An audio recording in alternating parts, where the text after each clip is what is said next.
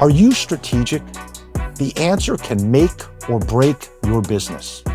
Welcome to Strategic Minds, the podcast where we'll do a deep dive into conversations with extraordinary leaders and world-class performers to learn how they think, plan, and act strategically.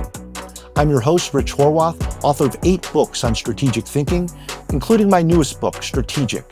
And my vision is to teach the world to be strategic. Now, let's explore Strategic Minds. We're stuck. What do we do? I have no idea. You need a new strategy. We need a more dynamic strategy. The strategy? You have to strategize. But you won't strategize. Let's talk a little strategy. Welcome to Strategic Minds. I'm excited to chat with my guest today, Dr. Max McKeown. Max is an acclaimed author, strategist, psychologist, and innovation expert whose work focuses on how humans shape the future. He's advised leading organizations around the world and written influential books, including Adaptability, the Strategy Book, and the Innovation Book. His upcoming work, being released in November, SuperAdaptability, explores how individuals and organizations can develop the mindsets and behaviors needed to thrive in an increasingly complex and uncertain environments. Known for his distinctive creative process, combining hand-drawn illustrations with deep research, Max challenges leaders to revisit what it means to outthink, outadapt, and outperform in today's world. Max, thank you very much for being on the show. Delight to be here. Thank you. So let's begin with your origin story. Please share with us where you grew up and how that environment and the people there shaped who you are today. Okay, so I was born in London. I was born in a part of London that is, I guess you'd say, multicultural, 100 different nationalities and ethnicities in my school. It was a very creative place, and I was born to parents who loved to promote that with books and paper and drawing, and to give me something to do. In those days, you would have said hyperactive. Today, I would have preferred to say creative. Yes. Excellent. Well, and it's amazing too. And I'd love for you to share a little bit more too. You mentioned the creative aspect of that environment, and your work is really distinct in the field of strategy and innovation, and obviously adaptability as you're coming out with that new book, SuperAdaptability.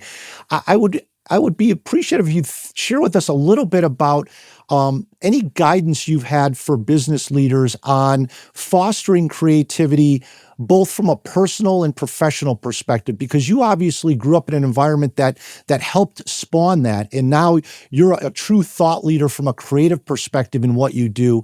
Would there be any guidance you would share on how people might start to create environments, either in their home or offices, that start to do that as well?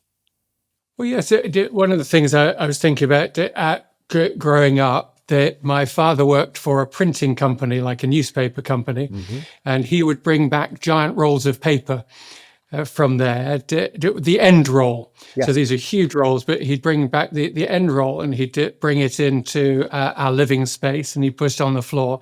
And I would draw giant sort of friezes even then. I mean, just stick figures, but it would be the good guys against the bad guys, and it giving me that way, that blank space, that slack, that room. That really is what creativity benefits from. And we often talk about constraints, and that's true.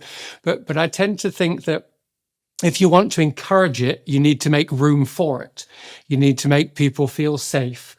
You need to make people feel like that you might have read the evidence about kindergarten children being more sort of genius creatives than other people. Well, that's not really strictly speaking true, but what they found was that kindergarten children were more willing to do original work than older children and adults, because older children and adults have learned the correct way to do things. And those children, they didn't know the correct way to do things. So, of course, they just drew whatever they saw. It's later that somebody corrects them and says a tree has to have a brown trunk and it has to have green leaves. But when you're first drawing, you don't know that. And so you draw maybe all the twigs and the shapes. And that's what they captured there. So I think one of the many things that you can do is to accept that you need to make space because people have learned to be uncreative, and they've learned that one of the worst experiences in their life would be to share a new idea or to do something out of the ordinary. So they're seeking conformity, but they're seeking to conformity while you want originality. But why would somebody be original when they know through experience, through looking back through their life, they realize that actually conformity pays more than originality? But the organization wants originality, not conformity. Only maybe it does want conformity after all, because that's what it pays people to do. So there is a definite tension here. And that's why you see the very most creative, innovative organizations typically have found a way past this. They've found a way of creating safe space and then allowing people the room to be themselves. Which sounds really soft, but that's the way it works. That's the way humans work. Thank you. That's tremendously useful advice. And I love that idea. I just jotted down the blank space. And so I think for all the listeners out there, really be intentional about what does the blank space look like for you. Max described what it looks like for him and how it can be out there. So let's all think a little bit about what that blank space might be. Max, one of the books I'm a huge fan of, and I've got the 3rd edition copy, which came out in 2020. The 4th edition came out late last year, the strategy book, very, very popular, extremely practical. We've read lots of strategy books, many of the folks out there, but it's very rare that we have someone who can write a book around a topic that's more abstract. And even, Max, I think the first page in your book, you quote Sun Tzu, the Chinese German philosopher, saying, all the people can see the tactics I use to conquer, but what none can see is the strategy out of which great victory is evolved. So I love the practical tools and useful techniques that you share in the book, in the strategy book. Maybe you could start with just that basic definition of what is strategy, because there's still a lot of people out there that confuse the term with other planning terms. Yeah, there's so many fun things. I mean, this had an origin story too, this book. I'd been asked to go back to my university to just give a guest session, and the students liked what I was saying, and they said to me, but you have a particular way of talking about strategy that seemed really real world. Yes. And practical, but also biological and philosophical, a thing that humans do. Which book would you recommend? Well, I've read many books about strategy, or that I think are relevant to strategy, but I couldn't think of one book where you could read short of 250, 300 pages that would cover the whole range of things while still being accessible and being well-founded, but still being fairly light. I couldn't find that book, so I decided to write it, which is the one that you've got there. So if we go way back, strategy is about shaping the future, from my perspective, and it's a pretty modern word for describing a prehistoric, ancient, even older than human behavior. Mm-hmm. I was listening to something this morning about bacterial phages. They're the things that eat up viruses that are in your body. And even the experts were describing, have a strategy. They have an approach, a set of behaviors that use resources to shape their future. And you say, but Max, they don't have a consciousness. Well, no, they don't have a consciousness, but they have a set of actions that lead to results that allow them to keep surviving or thriving. That's what they have, a pattern. So for me, strategy is about shaping the future. And with humans, particularly, it's about consciously using available means to achieve desirable ends. You're getting from one place to another, from where you are to where you want to be. And that combination of strategy being about shaping the future and strategy being about using what you've got to get what you want, it is the stance that I take. And one of the things I point out in the book and to groups is you've already used strategy. You've already been strategic. You've already achieved many things. You're still alive. That's task one when you're born, try to stay alive, survive, explore, grow. You've done a lot of those things. And if you're in a job, you used a strategy. If you're promoted, you used a strategy. If you got some money in the bank, you used a strategy. And actually, even if none of those things were true, I would say you have a strategy. You had a set of actions that led to a set of results, and then you may have thought about it in between. And I often describe this as the art of strategy. Action results thinking, which is not the way around that most people consider it. They say, well, we'll do some thinking first. Sure.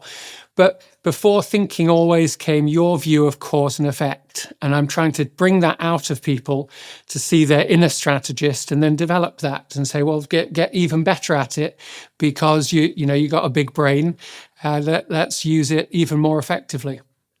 Yeah, and Max, I love the idea of shaping the future. A lot of the leaders I work with seem to be more reactive than proactive, very firefighting in nature. And so I think that concept is really useful for leaders out there to think about shaping the future, not reacting to competition, not reacting to every customer need that comes up, but really thinking about what does that future look like. I also love the word you use, action, as well, because I think sometimes people feel, I see strategies being too static. It's in a document. It's not generating any energy in the organization. So again, I underline that word action. I think that's a great piece as well. One of the things, Max, I mentioned earlier, I loved about your books is that they're very practical and tool heavy. A lot of the strategy books are conceptual, but they don't give you practical tools. As I read the third version and then the fourth edition that recently came out, one of the tools that you seem to expand on even more so in the fourth edition is speed strategy. Perhaps you could share a little bit of the background around speed strategy with our listeners. Okay, so what I found in the third edition was, well, first and second editions of the book, I introduced 5 core questions that strategy seeks to answer. And they can seem quite straightforward, except that what I found was that many people and many organizations don't have answers to those questions. Right. And as I put, and they certainly don't have connections between those questions. And then the next level, they certainly don't have something that continuously is updating those to lead them to a better place and let everybody else know where they are. Because as I point out, strategy is not a solo sport. Right. So strategy is something that you have to do with other people. And that could just be your customer. You're one person and you have customers, but that's still strategy and you've got your suppliers. But really, strategy is usually more complex than that. It's simple and complex. Again, another thing that I would say, strategy is simple, but simple is complex. And what I found in the third edition was that you could let me give you another origin story. Somebody called me up and they said, Max, I'm at an airport. I've got just bought your book. I've got to fly to somewhere and I've got to kind of save my job. I don't remember all the details, but the basic idea was I've got to do something amazing. I've got to come up with a great strategy. Can you do that quickly? And I was thinking about this and I thought, well, you kind of can. You've got 5, 6, 7 questions to answer. And if you're creative about it, you probably can present an excellent strategy quite rapidly. And that became quick start strategy. I drew it up on a napkin, put it in the third edition, and it allowed people to ask those questions. And that became what is now called speed strategy. And the whole of the fourth edition has a whole section on speed strategy. And what it says is, where are you? Where are you going? What are you going to do to get there? How are you going to do that? The manner in which you're going to do it. How are you going to measure that? What's pushing you and what's stopping you? And there's a simple one-page, and I say simple, just clear one-page speed strategy that clients throw on a wall, they put on a whiteboard, they do with their teams, and suddenly in 15 minutes, they've got a sense of how those things connect and where the gaps are. And what's even cooler is that because it's very accessible, you can do it with your team so that the average team meeting, instead of just becoming a list of tasks, becomes strategic because you put that up at the start and you say, okay, this is what we said last time. What progress have we made? What's changed? What must change? then the group is able to have a shared model of where they're going. And that's how you ensure that the goal really allows everybody to be strategic rather than just the leader. Yeah, and I love the concept. And again, definitely check out the strategy book for all those folks out there, and we'll put links to the book as well in the show notes. But one of the things that Max just described, I think, this idea that strategy is long-term, meaning it takes a long time to develop. It's going to be long-term in nature from a resource allocation perspective. And again, I think, Max, it weaves into some of the concepts that we'll talk a little bit about with SuperAdaptability, that book. But this idea that things are changing quickly. And to your point, I love the fact that you've shattered that paradigm that strategy has to take a long time to create. It has to be a big PowerPoint deck. It has to be 70 slides long. Yes, it can be some of that, but to your point, it really can be something that if you're with the right people, if you're creative, you can do it in a short amount of time using the guidance that you just shared. So I think that's a really powerful concept and tool for a lot of folks out there, is this idea of speed strategy. So certainly pick up the book to get more detail on that. Well, you can download it, and there's a downloadable PDF, and people turn it into a giant version. When I speak with groups, I have an even more massive version, so that when you're working with the top 500 leaders, you can actually fill it out as you're going along and make it both creative, fun, and then, but people can start to see their own thinking. A lot of meetings are linear, and while I understand that some people like lots of words and lots of diagrams, strategy is not a document. Strategy is everything that you need to get to where you want to go. Strategy is everything, but everything is not strategy. And people have different approaches to doing the same thing. So I don't know whether we differ or not on this, but reacting can be as important as planning. You suddenly, as in strategic reactions, it's not quite the same as being reactive, as in you're not being strategic. It's being reactive because you are being fast. You're seeing something in the environment and you're saying, that's important. Well, opinions will differ lots about some of these people, but someone like Zuckerberg, forgetting the politics of the moment, still over a weekend decides to buy WhatsApp. Right. The opportunity comes and then he's able to take it. That's kind of a strategic reaction. And there are lots of those. And in a way, what I'd want is people to have the closest thing to a strategic response, regardless of their job. Regardless of where they are in the hierarchy or their position or their specialty, to say, I see how this fits into the whole. And I'm going to take this action in a way that is more likely to lead to a good result in the future for the greater good. That strategy too, that's being strategic. Again, that's not the strategy document. And in a weird way, it doesn't feel like long-term. The long-term is made up of lots of short-term actions. Yes. And short-term decisions.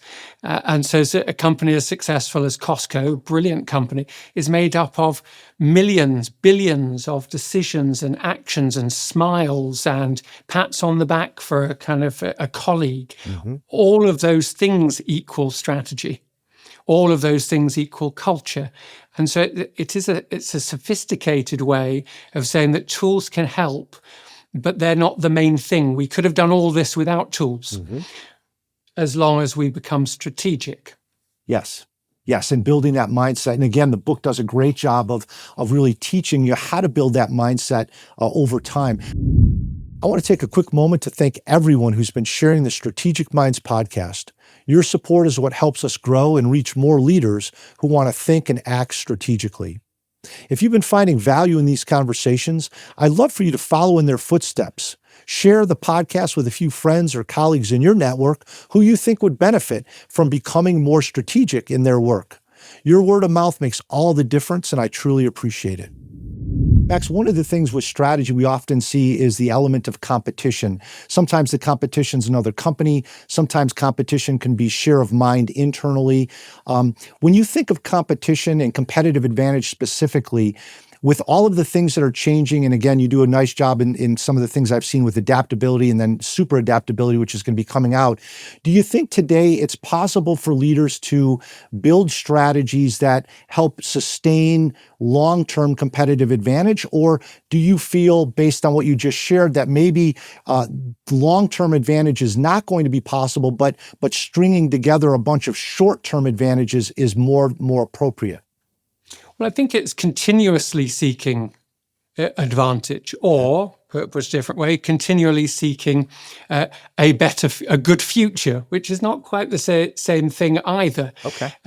This idea of saying we will just grab hold of this one-time position, we will decide that we'll build barriers to entry, we will be a car manufacturer, and that will be it for all time. Mm-hmm. Well, we've seen how that's played out. That's been quite difficult because other people learn how to make cars. This is really basic in one way, but it's fundamental. It's another.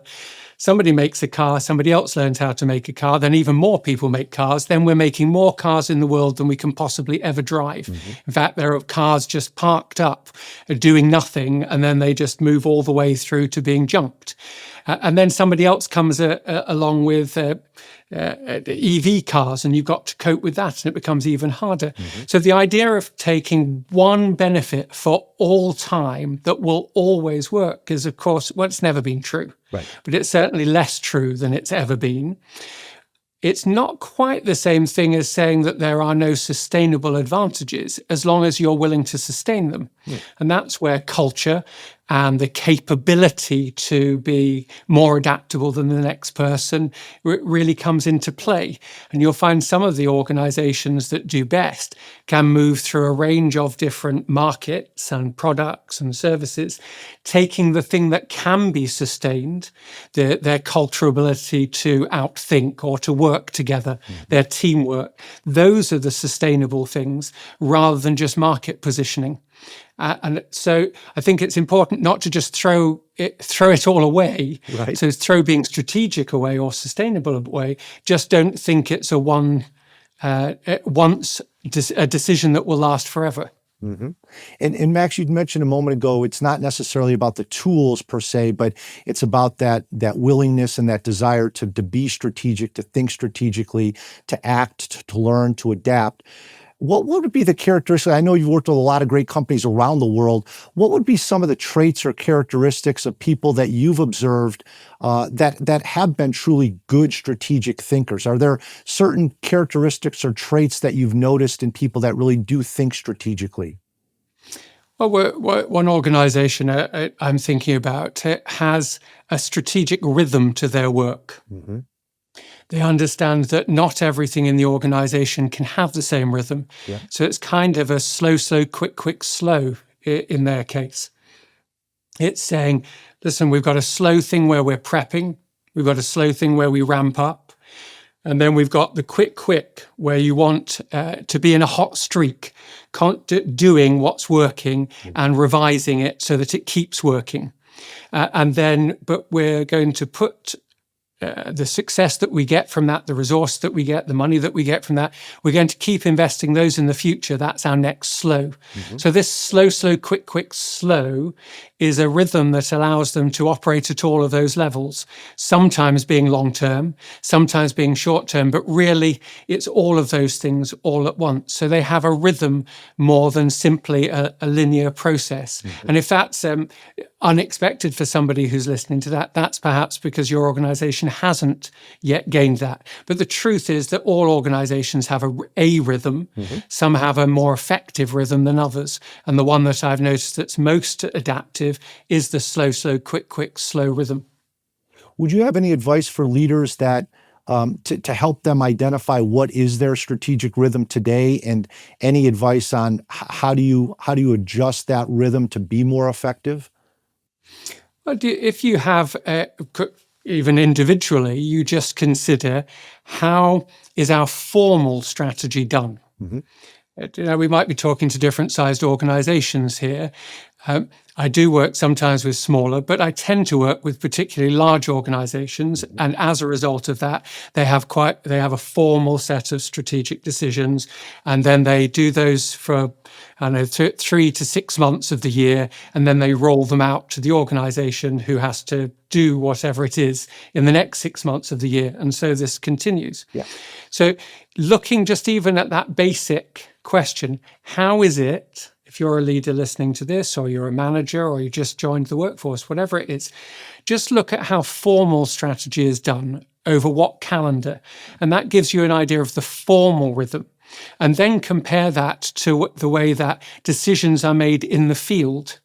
Are they done in a rush, for instance? Is this the kind of organization that waits 6 months for the formal thing and then has to rush in order to try to make it before the end of the year? So is it like delay, procrastinate a bit, and then rush before the end of the year? Is that the one you've got? Is there a way of adjusting that a bit?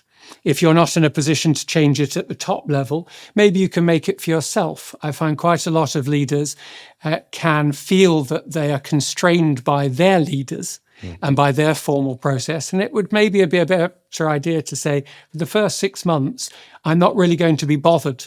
But what I can do is put in place my own strategy for my own area of the business so that I'm not wasting 6 months waiting for decisions that may or may not help. I'm not being negative about it. Sure.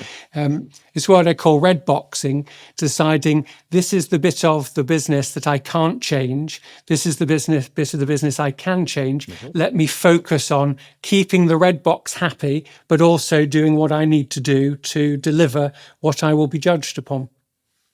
Yeah.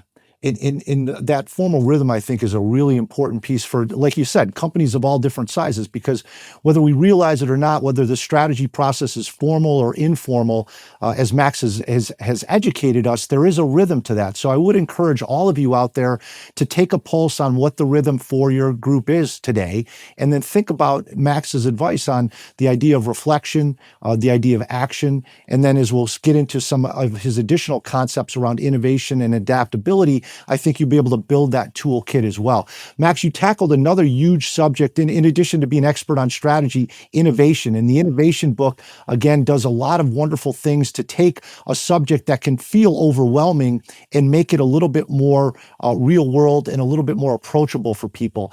Maybe you could share with us a little bit about how you see companies develop a culture. You've mentioned the word culture a few times now. How do you see companies develop a good culture that supports or nurtures innovation? Well, in the innovation, and I define innovation as being practical creativity, making new ideas useful. So I make a distinction between having an insight. You might have a problem insight. You can see a thing as a problem, or you might have a solution insight. You think that you know how to solve it, but that's still an insight. And then you might go a little bit deeper, a bit more practical, and have an idea for solving something or improving something. And then you might have to invent something because that thing doesn't exist. Or maybe it does already exist, and you'll take somebody else's sort of technology or process or method, and you will apply it. And that is also innovation. It's finding new ways of doing things that are better than the previous ways, that allow you to achieve more for less, or better in the same amount of time, or something that was previously thought of as impossible, but isn't impossible anymore because you have made it possible. These to me are all innovation, all practical ways of being creative. So culturally, you can range from having an organization that is idea toxic, where they just don't want anything that comes from anywhere else. If it's not made here, or if it's not presented by the boss, or if it's not presented in quite the way that we want the thing to be presented, it's viewed as negative. Or you could have a group that was idea friendly. That kind of means you don't mind it coming in. It can sit down if it wants to, but that's as far as it goes. Or you could have an organization that was idea hungry. An organization as a culture that actively seeks out new ideas because it doesn't know what it will do with them, exactly, but it knows that it needs them. So it actively seeks them out. And there's a world of difference working in the one organization than the other. And if you've worked in an idea-hungry organization, you will be able to tell the difference. For instance, Toyota, you have to come up with 2 ideas a year if you're an employee there, and your line manager is responsible for helping you to put it into practice. The exact details of this will vary, but can contrast that with your average organization that doesn't even want to nurture your new idea. It doesn't welcome it in, and it treats it as kind of the ugly baby. Right. And I love the idea of the idea toxic, idea friendly, idea hungry. And so one of the things I'd encourage people out there to do, again, Max is giving us a lot of good techniques and criteria to determine where we're at today. So I would encourage all of you out there to think about, where are you today? Are you idea toxic, idea friendly, idea hungry? What are the behaviors that are either supporting that or taking away from that? Max, one of the things, when we talk about innovation, you talked about practical creativity. Are there any techniques that you've seen be especially effective in building into these cultures that are idea hungry? Any techniques that you've seen be very effective in generating a lot of practical creativity? Well, I think building all of these things that we're talking about into the day-to-day is the first smart approach that you should take, or should consider taking. For instance, if you're having just a regular meeting and you want to be more strategic, then bring in something like speed strategy instead of an agenda. Now you've injected a thing that will make you almost automatically a bit more strategic than you would have been otherwise. So same thing with innovation. If what you want to do is to encourage new ideas in and encourage people to nurture those new ideas together, a really good start is to ensure to do a little show and tell, and say, every week or every month or whenever it is, somebody has the job of bringing a new idea into every regular team meeting at whatever level. And that idea doesn't have to be brilliant. It doesn't have to be costed. It just has to be new, so that people can just share a new idea and see what that sparks. And you don't have to treat it like those genius kindergarten children. You just say, listen, this is the sandpit. Let's play with that. That's something that happens in games like Minecraft or Roblox. You have a sandpit, somewhere to play where it doesn't really matter, ball pool. And sometimes I've called it a Dora the Explorer session, where you just say, let's explore and let's take turns, like the new movie. You take a turn with the rucksack and with the magnifying glass, and it's your turn to just share an idea. No, it's not so much no bad ideas. It's saying, here is new. I've described it sometimes in business, we refer to garbage in, garbage out in computing terms. But in creativity terms, I talk about new in, new out, El Nino, new in, new out. If you don't have anything new coming in, how can you possibly have anything new coming out? And again, it helps people to get used to the process. Here's an idea. We might do something with it, we might not. It might not apply it, but we've practiced without any great weight or money behind it or pride at stake to do something with this new idea. And then when you start to ask for new ideas that have application, you start saying, listen, we've been doing the Dora the Explorer session. Now we'd like some new ideas to actually improve things around here. They're used to doing it, which means that they're used to nurturing the idea. So instead of everybody ignoring the ugly idea, the baby idea, you have people reaching out and saying, hey, Rich, how can I help with that? Or I don't understand what you're describing quite, but can you help us a bit more? Because I'm sure it's got some purpose. What are you trying to achieve? And then suddenly people are nurturing ideas rather than being hungry for them, rather than viewing them as an enemy that they need to get rid of, or boring, that they need to sort of whisk them off and do some more work on it later. Excellent. Yeah, another great piece of advice there for everybody out there. Start thinking about the new in, new out, and you bringing ideas, at least one new idea to each staff meeting on a daily basis. Think about having a journal, having an app where you're writing these things down on a regular basis to build that muscle that Max is talking about. Max, one of the things I love about you is that from an innovation standpoint, you really have walked the talk. I found you years ago on YouTube, and I saw your process, which is truly unique. And for those of you who haven't seen it, we'll put links into to some of YouTube videos. But Max has a technique of integrating art, illustration, storytelling with his content, and he does that with the audience and builds this giant visual live during his presentations, which is really powerful. I'd be interested, Max, how did this initially start for you? Because again, we talk about innovation, but you really have lived it through the process you've developed. Maybe share with us a little bit how that started. Well, there's a two-sided. I mentioned before that when I was a kid, I was drawing as soon as I could move. Yes. Really, I'd throw myself out of my cot and then I'd start drawing. So that sense, my first job was being paid by my aunt to draw things for her because she wanted to encourage it. So in one way, that's from there to understand the world through a kind of visual intelligence. Which some people have more than others, but we all have it a bit and should encourage ourselves to do. But then I was in Malaysia and with Nokia, and I was going to give a presentation with the same normal, beautiful slides, huge presentation room, beautiful slides, big words, all of those things, ready to walk up and down with my mic, and to do that. And I suddenly thought, but the limitation here is as soon as I click next or somebody clicks it for me, it's like a mind wipe. Everybody has lost what happened before. And we say what you're going to say it again, and all these different tips for being memorable. But what I find is people forget what happened previously, so you can't really build upon it.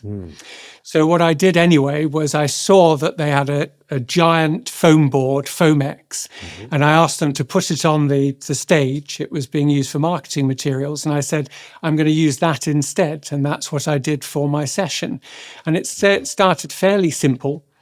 I was just drawing ideas about moving from one place to another, but it became more sophisticated as I remembered I was able to cartoon and draw.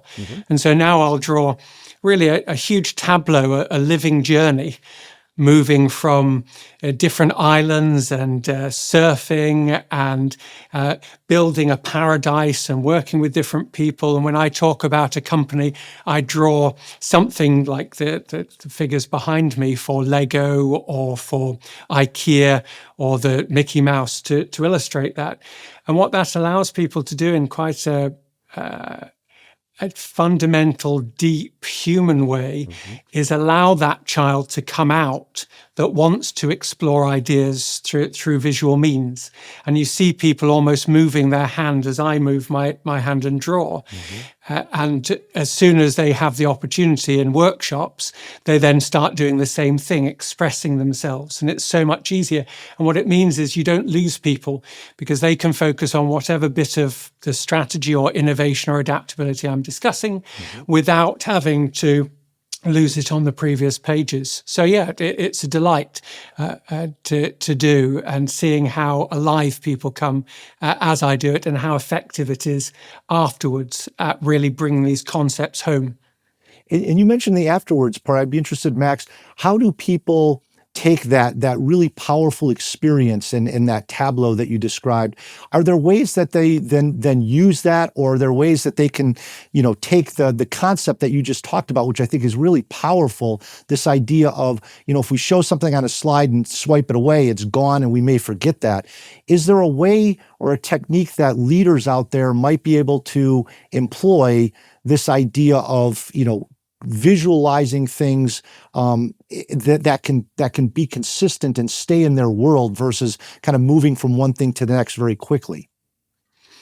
Well, I mean, I'm tempted to say I am that technique, in case I am the technique.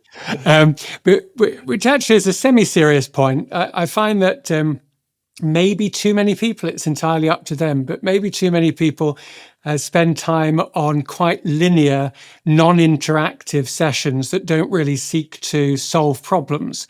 And they get a bunch of people together and it's very expensive. And they get them all together and then almost their last thought is, oh, well, who should we get to inspire?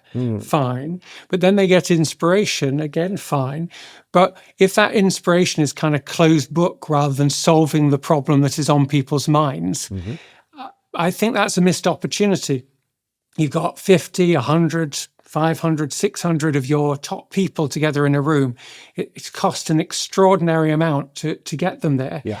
It really is important to say, how do we draw up the future? So rather than presenting the strategy and presenting the plan and then doing plansplaining for 1, 2, 3 days, how about make the plan with your people, make the strategy with your people, and then once that's done, go through a process by which you treat that plan as a draft all the time, bring that back into meetings and saying, well, this is what we said last time, but what's changed and what must change? Because things should be changing every week. Nobody wants to just bet on something for 3 years. Right. And we do so with relationships, I guess, but we have to adjust constantly. We don't just want to bet once. So that was taking us back to how to use this kind of available means, these times, these precious time that we have with our leaders more effectively and more powerfully. And as part of that, then you take those visuals. So when I'm doing the visuals, initially it's rhetorical interaction, and I draw the next bit and I show that journey. But then it becomes real interaction where I talk to the group and I draw them up into it. And I start asking questions and I say, well, look, who thinks this is a scale 1 to 5 on this particular point we need to talk about? And you could have 700 people there, but they're still capable of raising a hand when I say, do you think this is more of a 10 issue or more of a kind of 0 issue? Where do we think we are? And suddenly you have the whole group thinking as a group and you're seeing the visual and then you are able to make the next decision. So when I would do that, whoever you are, keep it up and keep it visual so that a thing is written and doesn't have to be repeated. Yes. Once you've said it and you say, listen, I heard you, Bob. I heard you, Sue, or whoever it is. I heard you. It's up there. That's the thing you said. But what else can we add to that? Where does that go? And do you seem to differ from this other person? Javinda says this. This is the range of opinions that we have.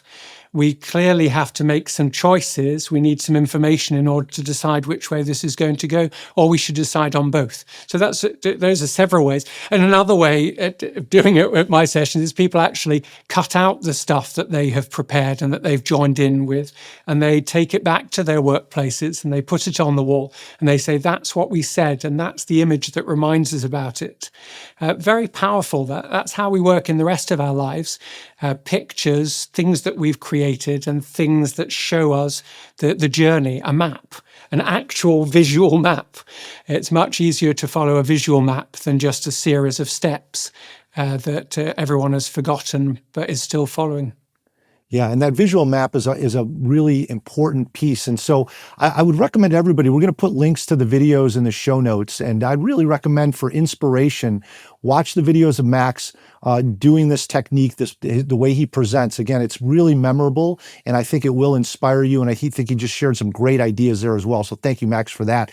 One of the fascinating concepts I've seen in your work, Max, from the strategy book to the innovation book, adaptability, and now SuperAdaptability, is the idea of cognitive loops. And so for those out there that may not be familiar with cognitive loops, how would you describe those, and what would be the importance of those as we think about adapting and getting better at what we do? In a sense, a cognitive loop is a term that's loosely borrowed from psychology and neuroscience. It loosely borrowed, and it means a thinking loop. Okay. In my case, a thinking and an acting loop, a cognitive behavioral loop.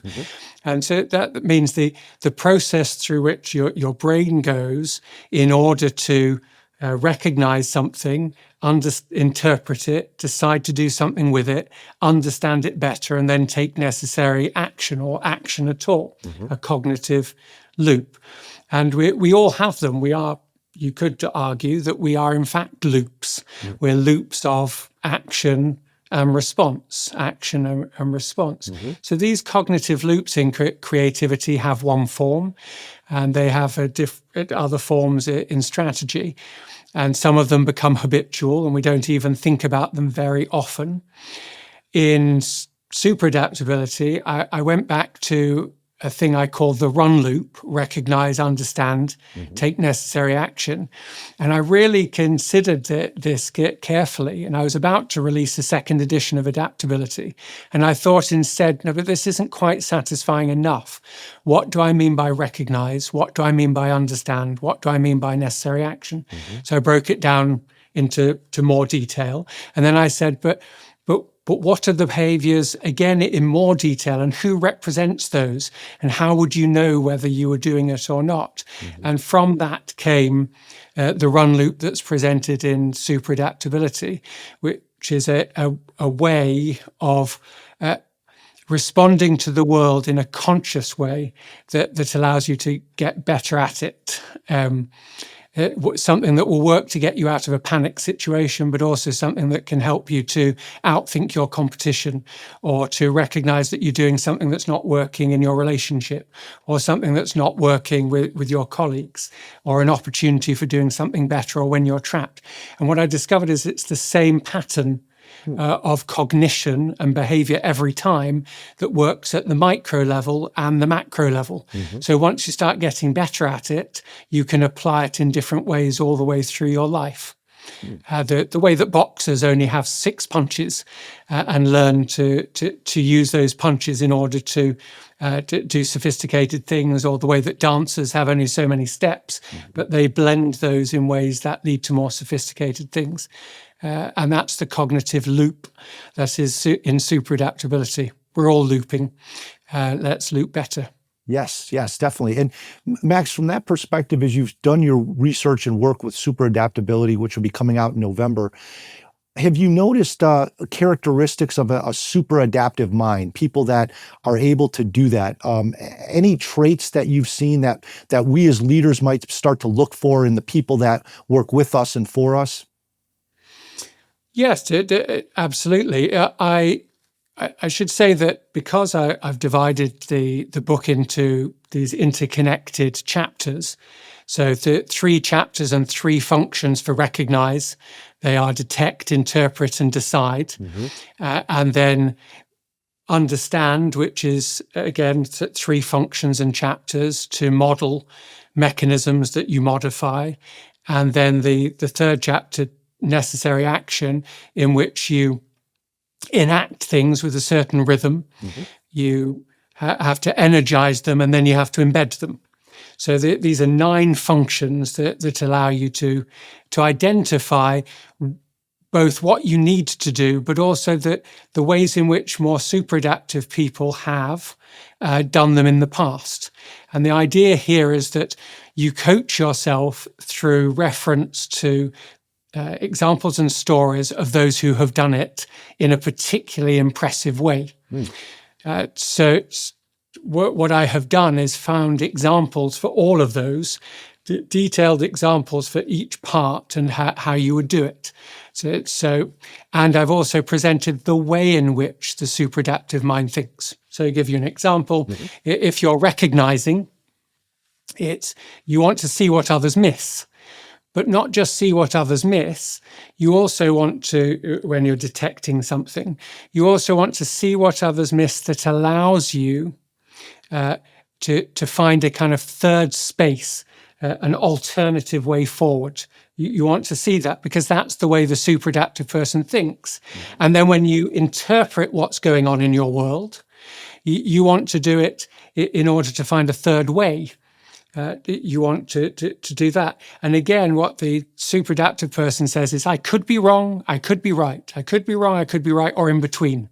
It doesn't really matter whether I'm right or wrong as such. What matters is, am I interpreting this in a way that allows me a more adaptive choice in the future. The question is always, how is this helping me to adapt? What I notice, am I noticing the thing that allows me to adapt? Am I being so if you see people who think like that, not whether something's right, wrong, not whether they've noticed something that's going on, but whether they see how it allows them to get to a more adaptive position, they're using their third eye in order to lead them to a third choice and a third space. So hopefully that kind of makes sense. What you're doing is looking for people that recognize, understand, and take action in ways that leave them in better, more adaptive ways. They're not just following a process or method. They're doing it in that way. And that's why in the book you can learn from politicians and activists and artists and actors. You can learn from all sorts of different people who act in this way. And Max, one of the things I saw in the brief on that was the idea of recursive learning. How does that play into what you're describing with SuperAdaptability? Okay, so this is cool. So if you think about how we view, say, progress, you all have seen these different diagrams on the internet or in different books. So we have the idea of a kind of a messy loop. We're going, your activities going all over the place. Well, we'd agree that's not necessarily ideal. Well, if it's not what you want to achieve, it's not ideal. There's nothing wrong with being messy. Right. Look at Einstein's desk or something. Right. There's nothing wrong with it at all. Maybe you're an artist and that's the way that you think it and you behave. But this messy loop becomes more problematic when it's a trap loop, as in it keeps leading you back into a place you don't want to be. Okay. Well, that's not very helpful. However much you think you're doing the right thing, if you've ended up still back in the place that you don't want to be, that's not working. So that I call a trap loop. Then you have another couple of loops that are worth mentioning. Sometimes people go with a minimalist loop and they say, let's strip everything down so that I'm only doing one or two or three things. Well, that has its place. The problem is you've maybe stripped out the things that allow you to move forward. You've tidied everything else up. But what if you're missing out? I mean, for myself, I have lots of priorities in life. I have family that I love. I have 4 children.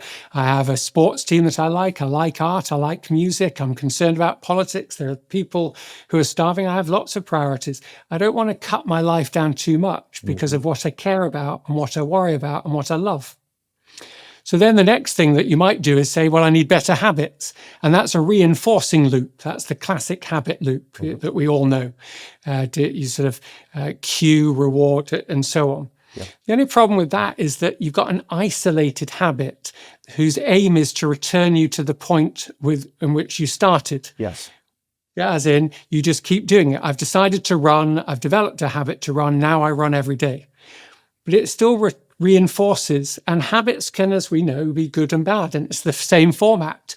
Your social media company is trying to reinforce a habit of behavior. Is that good? So as an O point, is that good? It depends. A recursive loop's different, and I would argue in a way, a recursive loop is the only one that really exists anyway.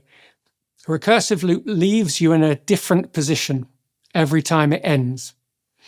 The question is, where does it lead you? Does it leave you in a better position, a worse position, a different position? What I'm trying to do, if you can imagine, is make the run loop a recursive loop. I recognize, I turn back on myself and do some understanding. I remember things. I remember what I want. I remember what other people have said. And then I take necessary action in order to lead to something better, to upgrade my upgrade, to keep moving forward and up. And that recursive thing, I think, is useful in so many ways. It's useful because it has the sense of making genuine progress. And it also allows us to guard against genuine regress. That it's impossible to land in the same place twice. Even if you're Biles and you're the best gymnast in the world, you're not going to actually land in the same exact place every time. You land somewhere different. And I think that's useful to know because you might be landing in worse places or you might land in better places, and it's better to try to organize yourself to avoid the one, move forward to somewhere better, a recursive cognitive loop. And certainly for me, my own adventure, if nothing else, discovering how that worked really helped me to start sort of upgrading myself a bit. And I don't just mean in competition, I just mean as a human, to starting to see that I had learned lessons, but some things I had learned but ignored and left behind. And this recursion allowed me to make real progress, to be a better human, to put the human back in the loop. Yeah, that's beautifully explained, Max.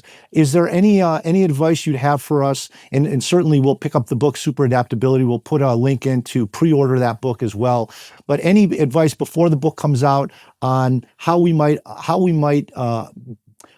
improve ourselves through that recursive learning? Is this a journaling process? Is it something that we're just going through mentally and we're using that run concept in our minds? Any recommendations on starting that? Well, for myself, by the way, I wrote this book running 200K a week, while kind of dictating it and then coming back and writing it up. Yeah. And so I had quite a trip doing this particular book. I have dictated a book before years ago, my very first book.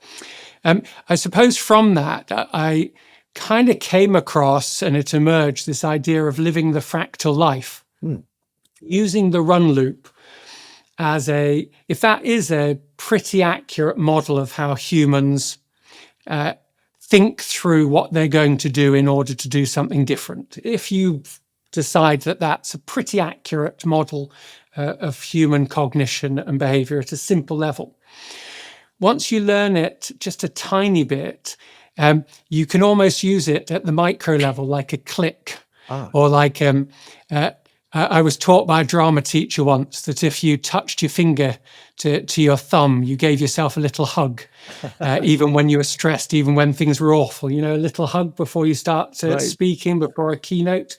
So whether it's a little hug or it's a snap, you say, okay, run loop, stressed, overwhelmed, that's recognize, understand, necessary action. Okay, I'm on, just a little bit. I'm going to take the stress.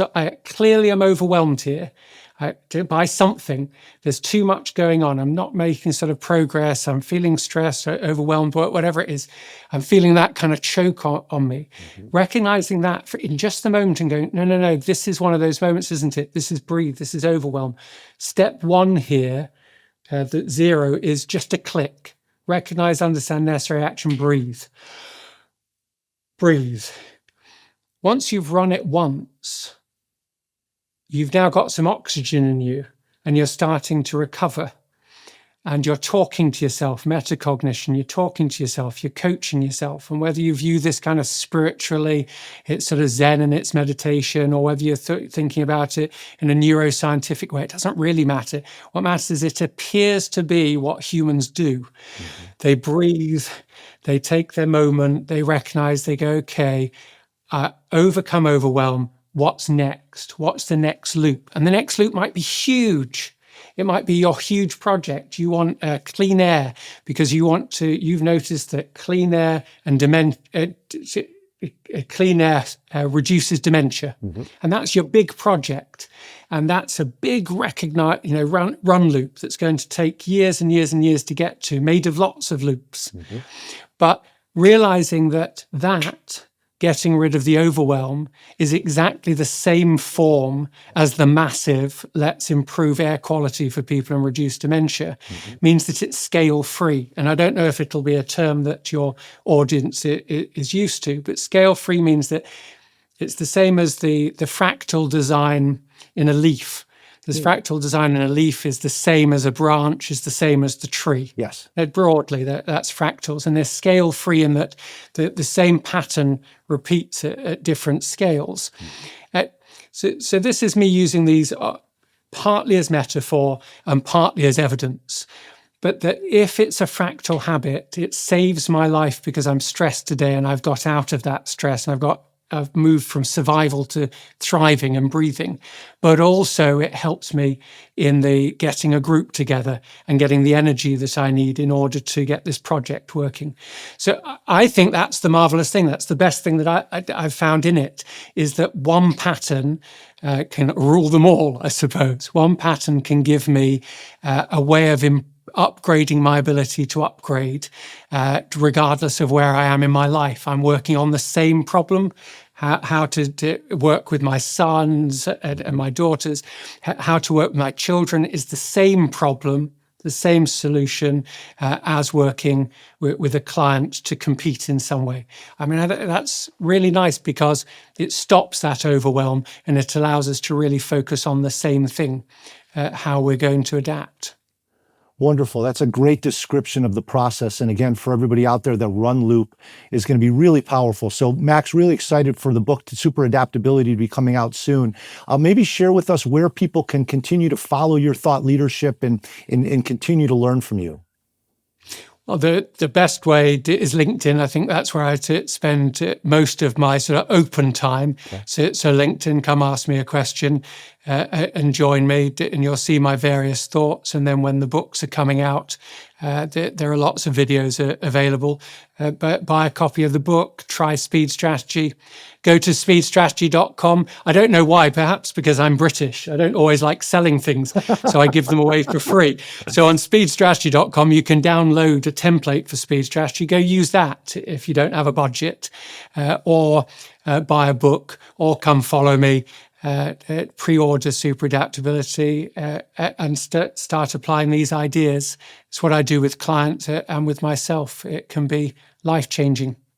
Well, Max, you've been very generous with your time and your ideas and your thought leadership today. So really appreciate the things that you've shared with us, and just wanted to say thank you so much for being my guest on the show today. You're so welcome. I love talking about strategic minds. It's how humans get better. Big brains, big problems. Use your big brain to solve your big problems. So yeah, wonderful talking to you. Always a pleasure. Thanks, Max. What are we talking about? Practice? Practice makes perfect. Practice makes profit. In this segment of Practice Makes Profit, we're going to talk about the value chain. It's a useful tool for analyzing the strategically relevant activities that make up your business model.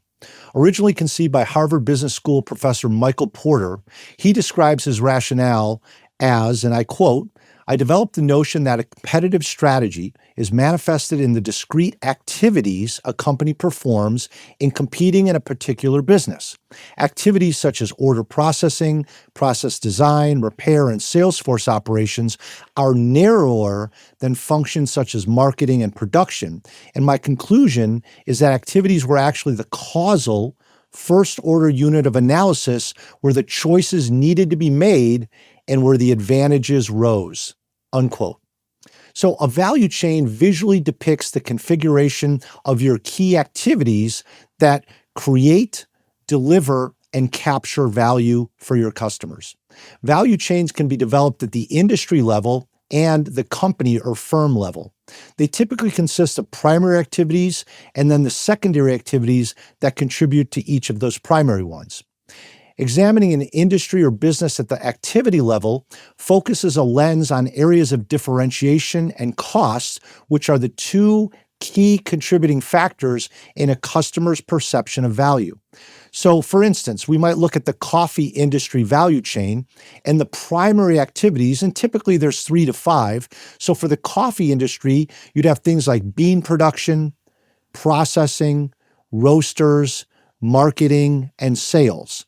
So that's how the coffee industry brings their product to market: bean production, processing, roasters, marketing, and sales. And then below each of these would be several secondary activities. So under processing, for example, the secondary activities might be harvesting, processing, and seed coat removal. An example of the value chain at a company level we could do for, let's say, Uber. So Uber would maybe have 4 key primary activities: inbound logistics, operations, marketing and sales, and service. So those would be the primary activities. So for instance, under operations, we might have things like ride service, which would be the ride request, the ride info, the auto payment, the star rating. Under operations, for a secondary activity, we might also have delivery, which would be meals, groceries, and those types of things. And then finally, under operations, we might have a secondary activity such as freight, which would be carriers and shippers. So you can draw your value chain by identifying the 3 to 5 primary activities that we begin with how you create value and how you move to the delivery of that value to others. Then below those 3 to 5 primary activities, identify the key secondary activities that support them. You can then draft value chains for your competition and compare those to identify areas of both competitive advantage and competitive disadvantage. So the value chain is a great way to practice your strategic thinking by identifying those key activities that create, deliver, and capture value. I appreciate your strategic mind. Must have a strategic brain mind. Great strategic minds of tomorrow right here.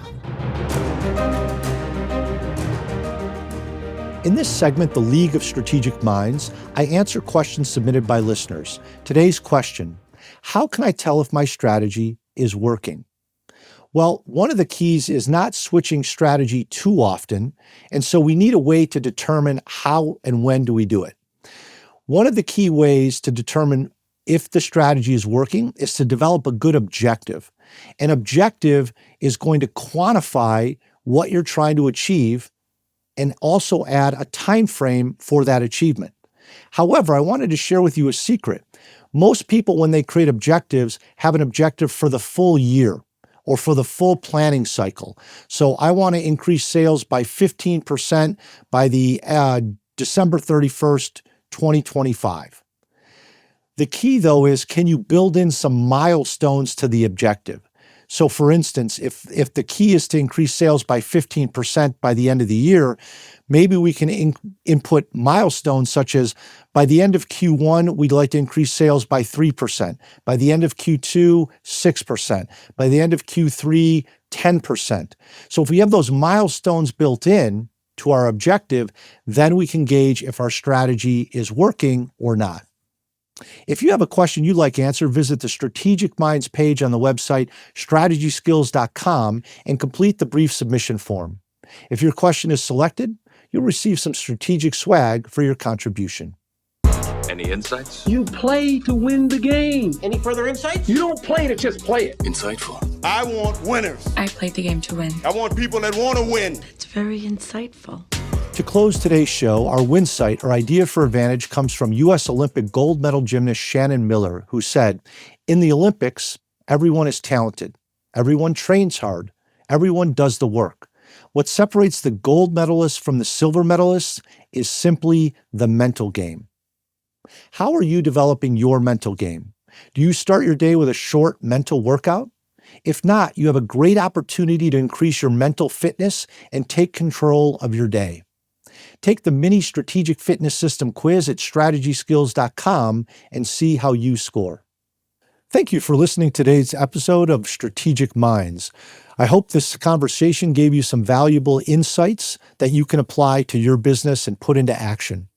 If you found this episode helpful, we'd greatly appreciate it if you'd leave a short review, maybe even a 5-star review on your podcast player. And thank you to everyone who's been sharing the podcast. Your support really helps us grow and make the world a little bit more strategic. If someone in your network could benefit from this conversation, please feel free to share it with them. If your team is ready to strengthen its strategic thinking and planning skills and get beyond the day-to-day tactical grind, visit strategyskills.com. There you can explore our workshops, online courses, strategic coaching, free Strategic Thinker newsletter, and my latest book, Strategic. You can also take your leadership development to the next level with the Strategic Fitness System, our state-of-the-art executive development platform.